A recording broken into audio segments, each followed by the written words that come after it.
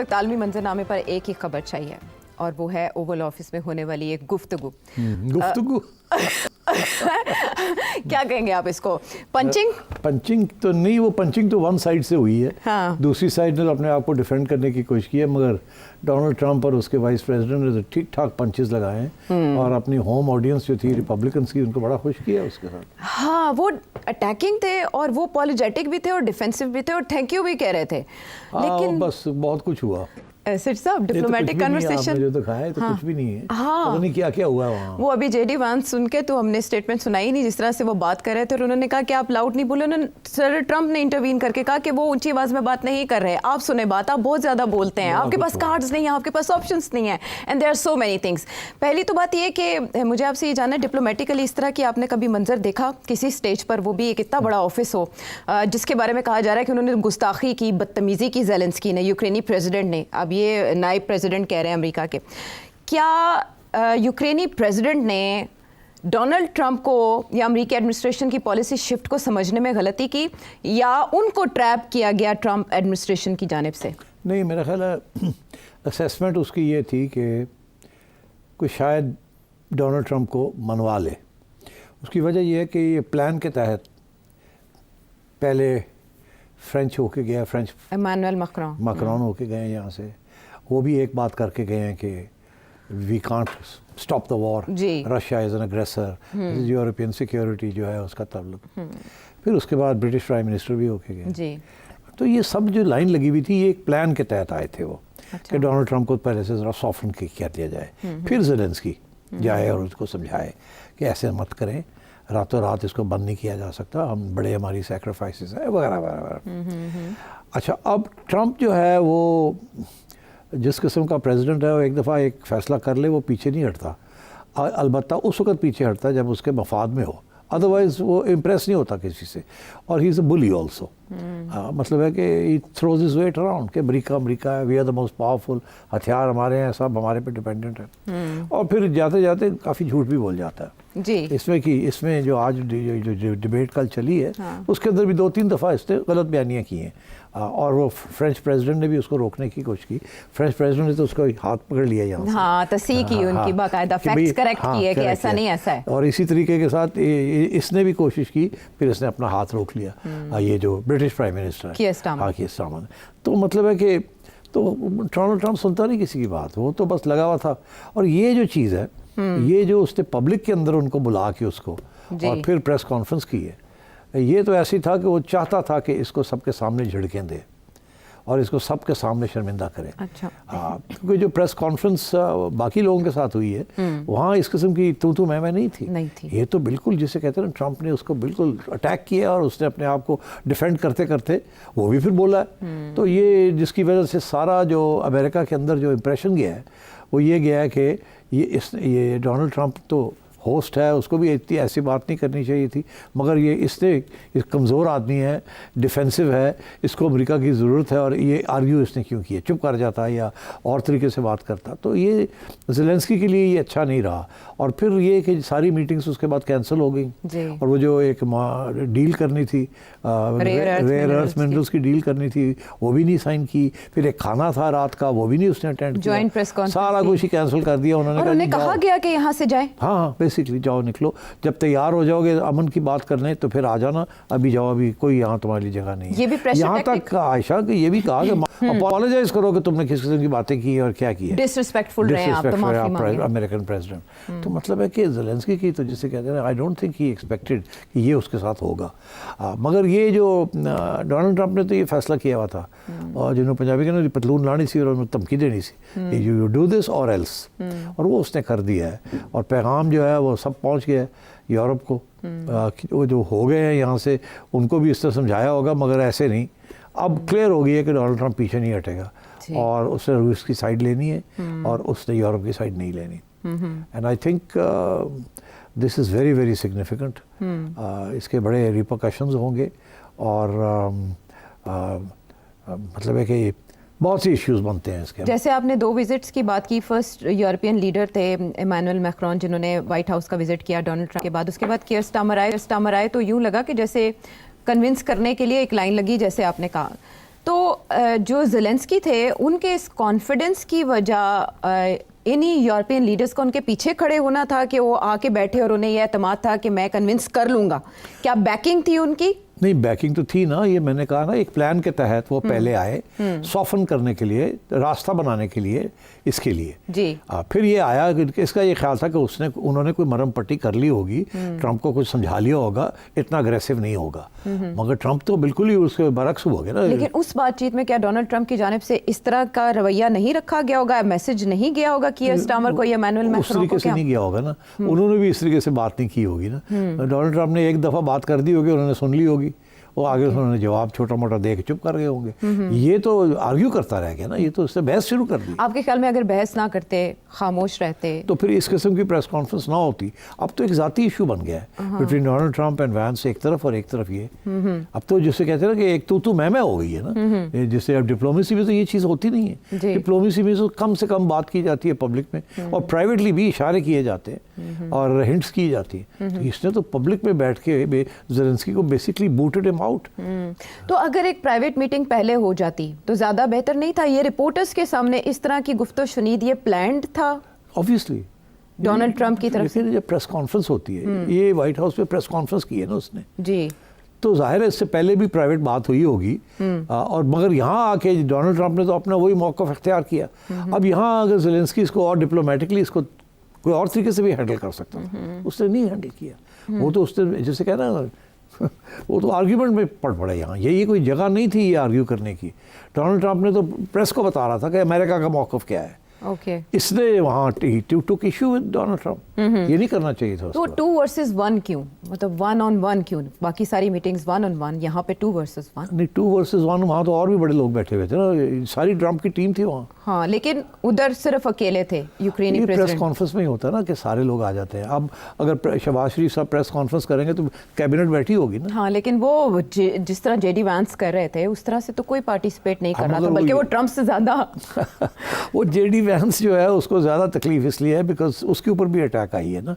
Zelensky ने उसको भी अटैक किया। ये कोई जेडी वैंस तो कभी गया ही नहीं वहाँ यूक्रेन। उन्होंने यही पूछा। हाँ, उन्होंने कहा कि तू बोलना क्या यूक्रेन से, भाई तू तो कभी गया ही नहीं, देखे ही नहीं। उससे फिर आगे से बात कर दी कि हमें पता है जो लोग वहाँ जाते हैं आप बुलाते हैं उनको, आप प्रोपेगेंडा के लिए बुलाते हैं। वो फिर उसने हिट बैक किया, तो ये became a bit personal. I think जब भी ये डिप्लोमेसी पर्सनल हो जाती है फिर कोई बैक ट्रैकिंग, पीछे हटने की गुंजाइश नहीं होती।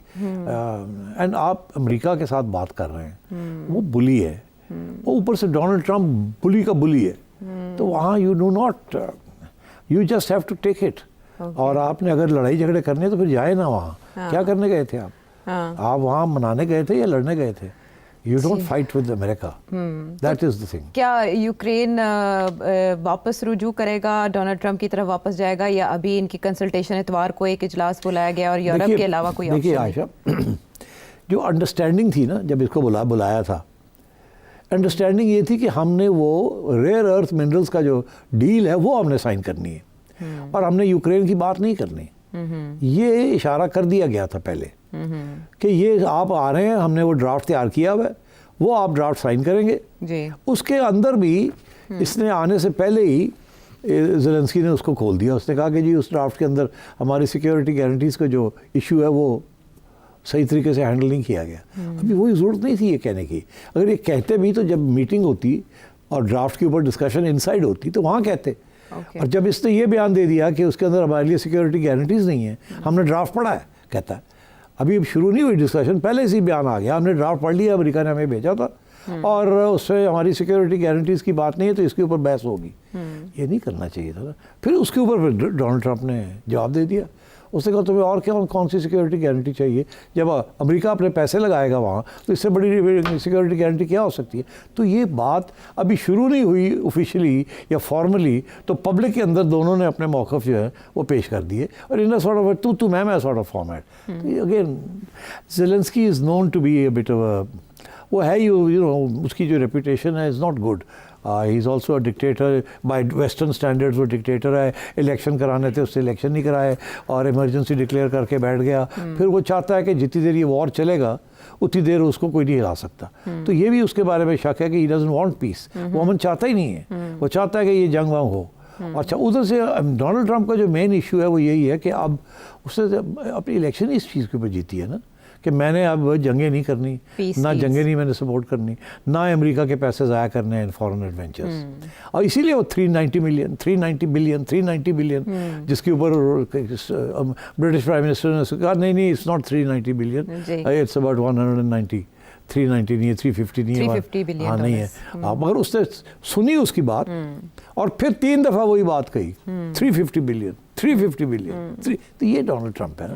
हाँ, so this is what's happened there and I think अब जो हो गया सबको पता क्या हो गया। लेट्स डिस्कस के इसके कॉन्सिक्वेंसेस बिल्कुल क्या होंगे इसके कॉन्सिक्वेंसेस। और यूक्रेन प्रोजेक्ट से तो अब अमेरिका इसी बहाने मुकम्मल अलग हो गया, मुकम्मल अलग हो गया। वो बेलारूस का प्रेसिडेंट भी रूस के साथ है, पुतिन जो है बहुत खुश है, जाहिर है। क्योंकि जो डोनाल्ड ट्रंप जो बात कह रहा है वो ये कह रहा है मोटी बात कि अब पहले सीज़ फायर हो जाए जी। उसके बाद जो इलाके रूस ने ले लिए, कब्जा कर लिया वो रूस के हो जाएंगे, उसके इन्फ्लुएंस में आ जाएंगे, वो एक किस्म की बफर जोन बन जाएगी, ठीक।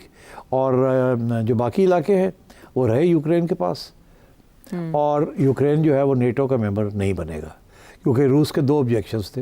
एक ये था कि ये जो इलाके रूस ने लिए ये एक यहाँ रशियन स्पीकिंग पॉपुलेशंस हैं, because don't forget Ukraine used to be part of Soviet union.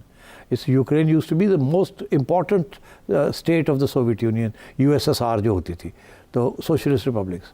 तो यहाँ सबसे ज़्यादा न्यूक्लियर आर्सेनल भी यूक्रेन के अंदर था। बाद में जब डिसमेंटलिंग करनी पड़ी तो यहाँ से सारे एटॉमिक वेपन्स रिमूव करने पड़े and missiles and so on. तो Ukraine is a very rich country in minerals and in other wealth and was also a very armed country under the Soviet Union.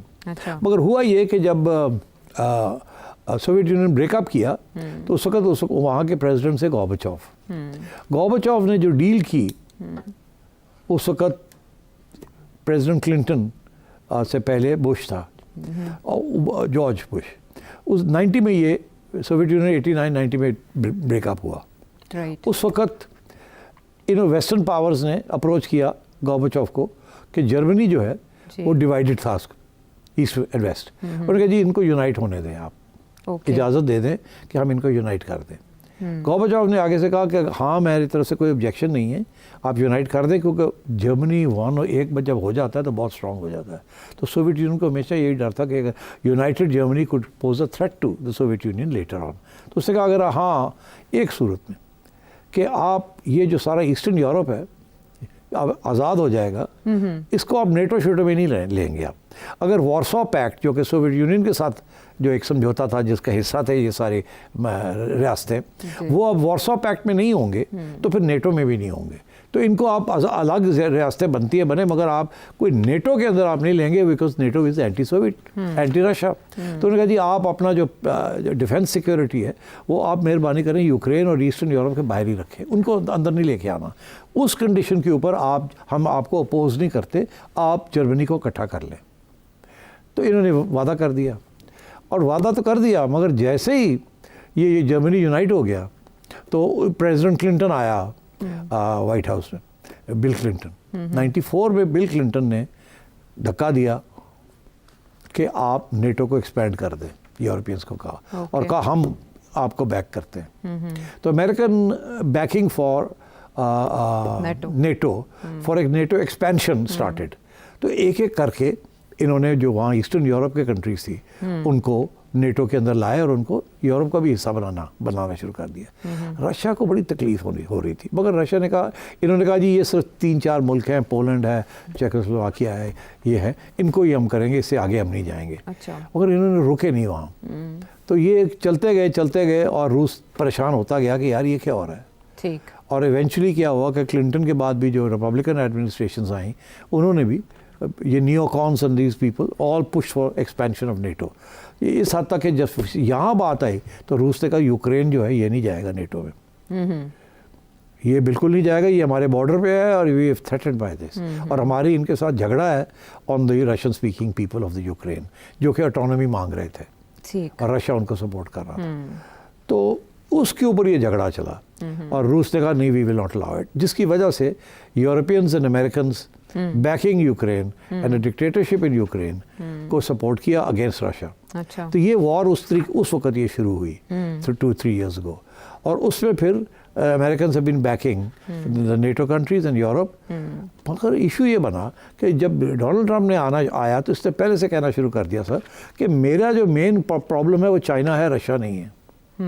Europe का Russia हो सकता तो उनके border पे है, मेरा जो प्रॉब्लम है वो चाइना है। तो ये रशिया के अंदर मैं नहीं इन्वॉल्व होना चाहता, आपकी जो जंग है रशिया के साथ, और ये फ़ायदा भी कोई नहीं आपको इसका। So he made it clear to the Europeans कि पहली बात तो है कि मैं आप बहुत पैसे दे रहा हूँ आपकी डिफेंस के लिए, नेटो के लिए। एक तो ये है कि मैं इतने पैसे अब नहीं दे सकता। ये उसका ओवरऑल प्लान भी है ना कि एक्सपेंडिचर्स, फॉरेन एक्सपेंडिचर्स कम किए जाएँ। इनवर्ड पॉलिसी है। हाँ, इनवर्ड पॉलिसी, मैं अपने आवाम के ऊपर अपने टैक्सपेयर्स के पैसे बाहर नहीं लगेंगे। और वो एक्चुअली देना चाहता है अमीर लोगों को वहाँ टैक्स कट्स।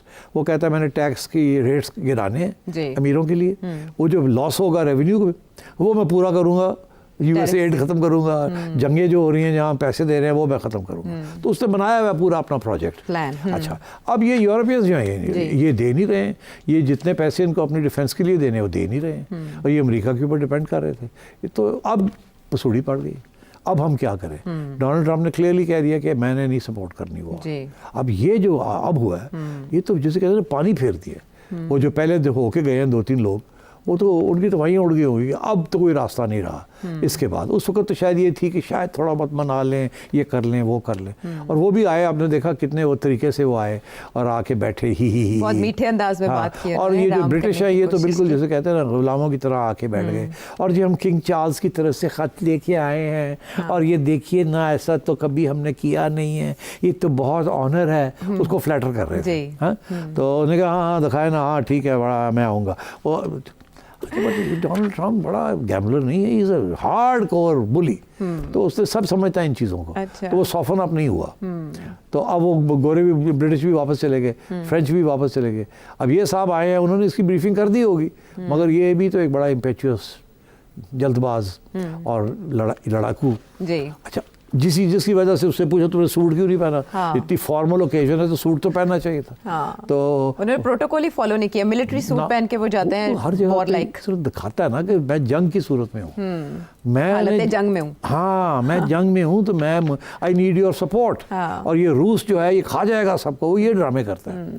अच्छा, तो ये इस किस्म की वजह थी, एंड आई थिंक ये डिलिबरेटली सारा कुछ किया है, इन्होंने तैयारी की, मगर डोनाल्ड ट्रम्प ने इनकी बात नहीं सुनी। और बात क्या नहीं सुनी, उसने पब्लिक के अंदर इस मामले को ख़त्म ही कर दिया कि अब डिप्लोमेसी की कोई ज़रूरत नहीं है। तो आई think this is the big thing. अब यूरोपियंस जो हैं, इशू ये है कि वो अब क्या करेंगे, किधर जाएंगे और आगे क्या होगा। तो रशिया में इसको कैसे परसीव किया गया? वो तो खुशियों में मर रहे हो, तो वो कोकेन क्लाउन्स फेस। और उन्होंने बाकायदा तबसरों में ये भी कहा गया कि पता नहीं डोनाल्ड ट्रम्प ने कैसे रोका खुद को स्लैप करने से कि उसके मुंह पे थप्पड़ लगा देते। इस तरह की बातें हो रही हैं। मैं तो एक्चुअली डोनाल्ड ट्रम्प तो रिपीट करता रहा अपने आप को कि तुम्हारे पत्ते नहीं है, तुम क्या खेलोगे, तुम जी हार गए हो, अब क्यों तुम जिद कर रहे हो, नहीं तो वो जेडी वैंस तो उसको जो वाइस प्रेसिडेंट है उसको क्यों दी हुई थी कि मैं इस हद तक नहीं जाऊंगा, तुम पढ़ जाना उसे।